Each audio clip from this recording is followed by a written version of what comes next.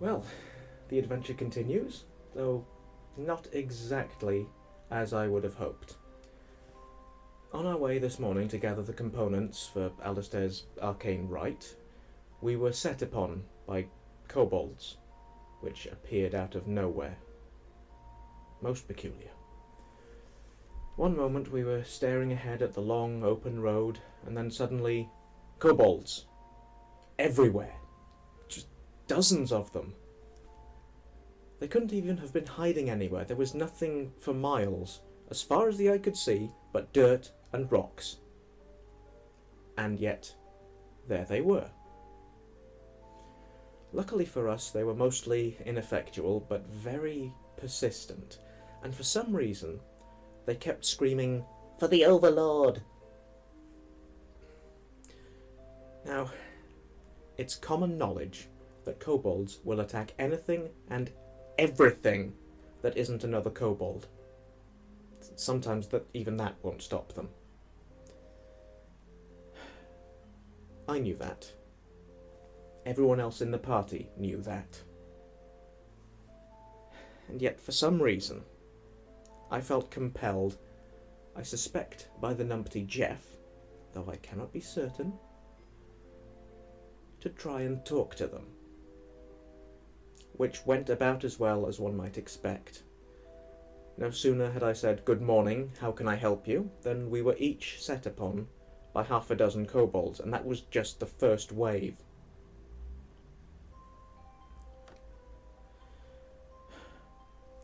I killed one just by drawing my sword. Caved his head in like an egg with the pommel. It was quite by accident. Still haven't got all the dirt off of it. In horror, I stepped back and crushed another one under my boot. He definitely deserved it, though. He had been trying to stab me in the back at the time, though, given how short kobolds are, he could only reach as far as my leg. But still, he had it coming. I then immediately turned my attention to the next kobold. He was very old. He couldn't even stand without the aid of a cane. And I think he was blind. He was only 2 feet tall, and I split him in half with a single strike.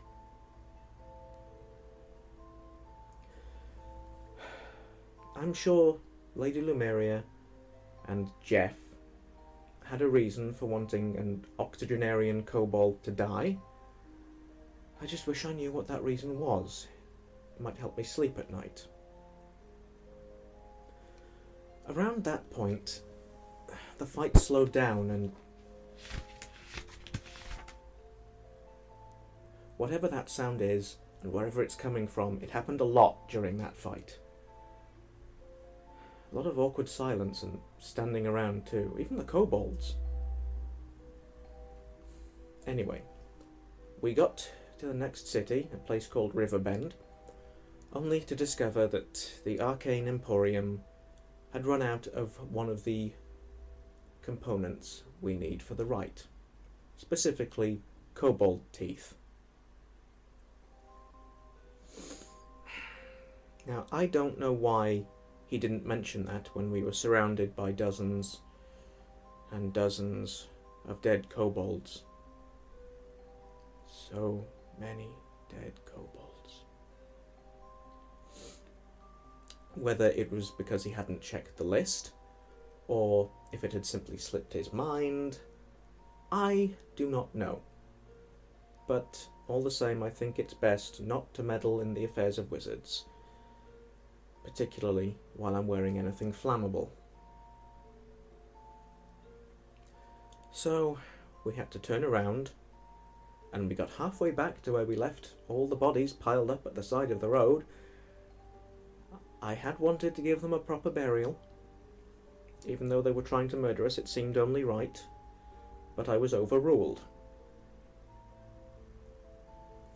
Halfway back to the bodies, Stefan decided to reveal that he had already gathered several kobold teeth. He'd filled a pouch twice the size of my fist, apparently while no one was looking. He hadn't been anywhere near the bodies, he hadn't even helped us to pile them up. He didn't see the point in going anywhere near them because they didn't have anything worth stealing, and yet he had a pouch full of their teeth. I find it highly suspicious. But again, I think it would be best not to make an issue of it. With all the components finally ready, Alistair performed the rite. At which point, we all shared a vision. We saw a young man's face, but pale and drawn. A black tower in the mountains far to the north, surrounded by wasteland and perpetual storms. And we each heard a voice whisper the name, Grimdark.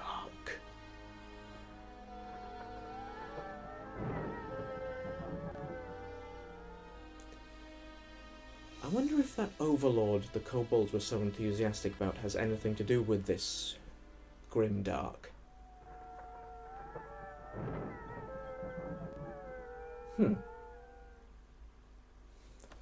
All of this would have been something worth discussing in a calm and rational manner, but then Alistair immediately started complaining that he was the only one who should have been able to see or hear anything. He argued with some unseen presence before going very quiet and standing perfectly still, much like we did during the battle. I wonder if he has his own numpty, in the same way that I have Jeff. I did hear Jeff speaking with some other entity about how the rules have changed. Now I haven't a clue which rules these are, or why Alistair insists that it was an older version that he was working with, but he was clearly annoyed that this was not the case, and he voiced his annoyance repeatedly and at great length. Oh, while we were at the Emporium, we also picked up these little doodads. Granted, they're not much to look at right now, but once they're fully charged, they'll be able to teleport each of us instantly to where we were when we first activated them. I have a good feeling about these. I think they're going to come in very handy. I even heard Jeff saying, "This can't possibly go wrong." There was something strange about his tone that I can't quite put my finger on. But then I never claimed to understand the ways of spirits. Or numpties.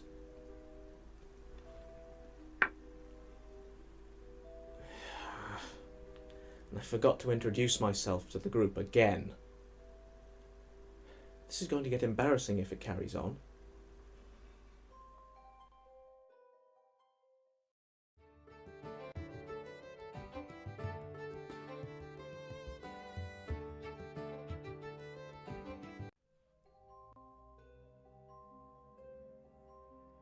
Grimdark.